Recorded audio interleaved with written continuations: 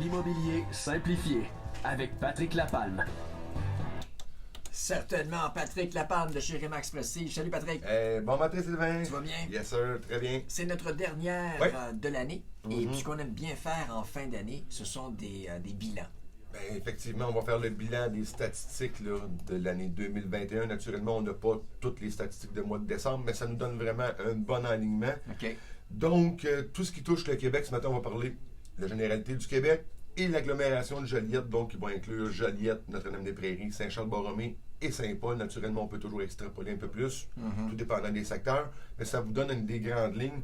Donc, le premier fait saillant que tout le monde sait présentement, peu importe la gamme de prix des propriétés, de moins de 100 000 à plus de 300 000 nous sommes toujours dans un marché de vendeurs présentement. Donc, pas beaucoup d'inscriptions, beaucoup de clients acheteurs qui sont présents sur les lieux.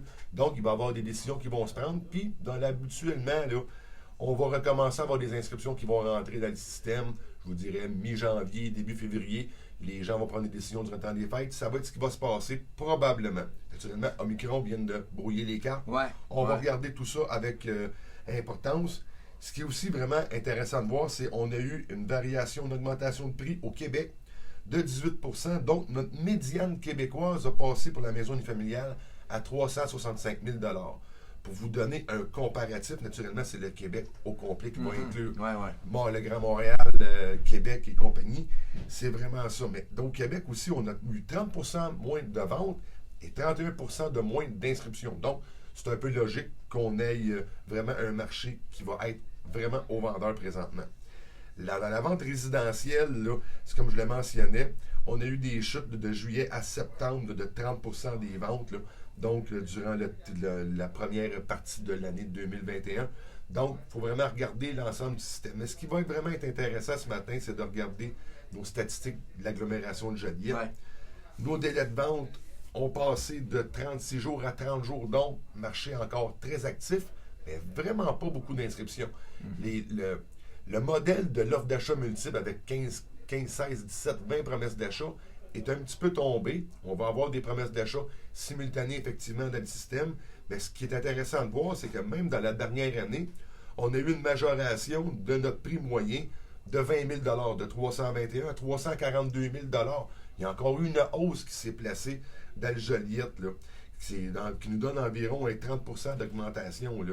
Que c'est intéressant à voir nos clients vendeurs. Est-ce que vous êtes présentement en recherche? Vous allez déménager. Les boomers, c'est vraiment eux là, présentement qui vont retenir le marché parce qu'ils décident de ne plus bouger, là, de ne plus aller en résidence ou de changer le projet, de diminuer les dimensions de leur propriété. Ce qui va vraiment aussi être intéressant de regarder, malgré le fait qu'on a nos prix, c'est vraiment nos délais de vente. On a aussi, excusez-moi, on a 41 % de moins de ventes qui se sont procédées dans l'agglomération de Joliette, moins 34 % d'inscriptions. Donc, tous nos chiffres nous mettent vraiment encore là que 2022, au départ, va être un marché qui va être du vendeur uniquement, qui va être là. Il faut vraiment se préparer. Une autre statistique qui est super importante pour les personnes qui ont acheté, un exemple, voilà 5 ans. Ouais. Ce que j'ai comme disponible comme statistique ce matin, c'est que la médiane a pris 58 % de valeur durant les 5 dernières années et la moyenne de 63 %. Wow. Donc, tout dépendant de votre situation financière, puis il y a peu de gens qui sont au courant de ça, vous avez une disponibilité probablement d'une équité sur votre propriété. Je ne vous dis pas de la vente de votre propriété loin de là, mais vous pourriez, tout dépendant de votre situation financière, si vous êtes un investisseur, aller rechercher de l'argent sur votre propriété, votre équité qu'on appelle, et d'aller faire d'achat de l'immobilier, aller faire du placement en action. Votre propriété, en 5 ans, a quand même pris 58 % de la médiane, sans que vous ayez rien à y faire. Donc, on voit très bien que, oui, le COVID a eu une incidence sur le marché qui l'a accéléré la valeur des propriétés, étant donné qu'on est dans un marché de vendeurs.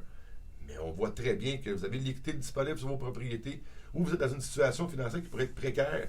Ça pourrait vraiment vous aider là, à replacer votre situation, mais naturellement en regardant la propriété et en regardant avec votre institution financière. Ça, ces chiffres-là, c'est accessible pour tout le monde? Oui. C'est affaire au courtier? Oui. C'est le baromètre de l'APCQ, l'Association professionnelle des Mais mon courtiers courtier immobiliers du peut, Québec. si moi j'ai pas ça sous la main, mon courtier peut on me guider, a accès à tout ça et c'est Si des je veux données investir, puis tout ça, qui sont publiques, effectivement. Là, vous avez vraiment accès à ça. Là.